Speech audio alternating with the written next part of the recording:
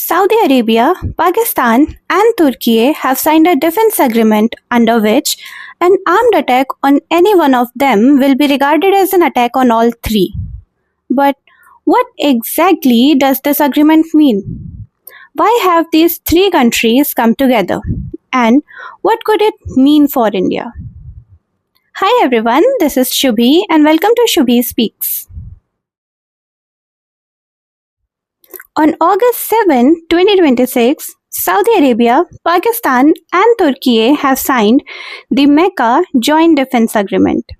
The stated objective is to strengthen collective deterrence and defense cooperation. One of the most important provisions is an armed attack on any one of them will be regarded as an attack on all three. That immediately sounds like NATO's Article 5. But here's an important catch. The agreement does not mean that armed attack on any one of them will trigger the same military response from the other two countries. As per Türkiye, in an event of attack, the three countries would decide through consultations what degree, form, and format of the support is to be provided. However, other operational details are being worked out. But what exactly is driving these three countries together? Each country brings something different to the table. Saudi Arabia brings enormous economic and energy influence. Pakistan is the only nuclear-armed Muslim-majority state, and Türkiye brings NATO experience and a growing defense industry. But this agreement isn't the beginning of their relationship. Saudi Arabia and Pakistan already had a bilateral mutual defense agreement. And Pakistan and Türkiye have also been steadily deepening their military cooperation.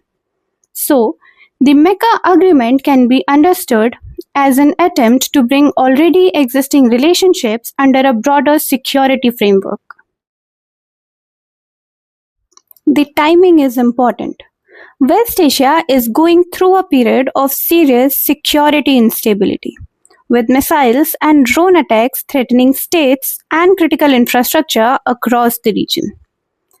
For Saudi Arabia, regional security and collective deterrence at this point of time is very crucial.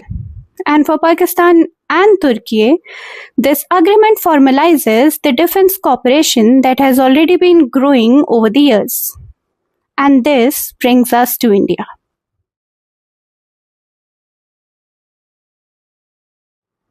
First, Pakistan's strategic position.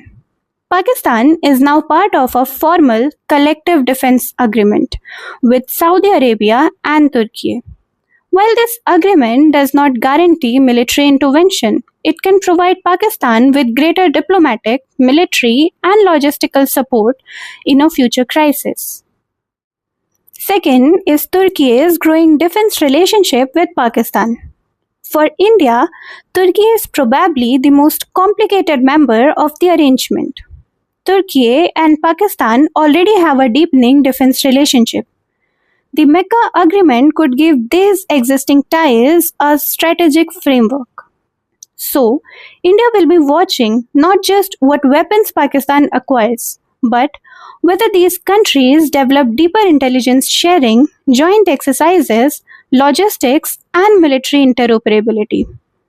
That would be more consequential than the words of the agreement itself. Third, Saudi Arabia.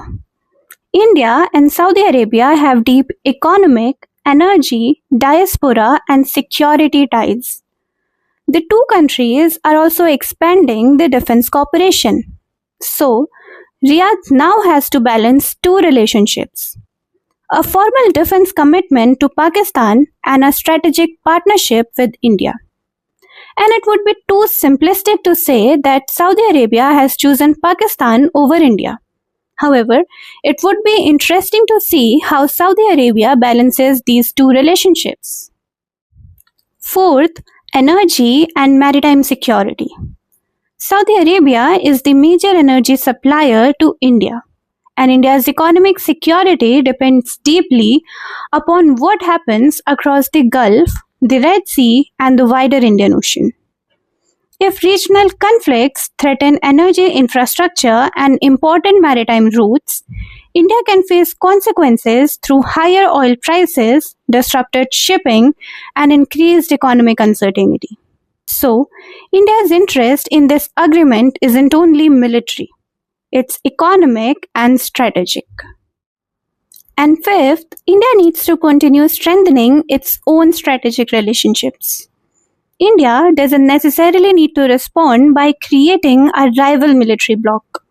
Instead, India can focus on deepening its relationships with countries that share common interests with us.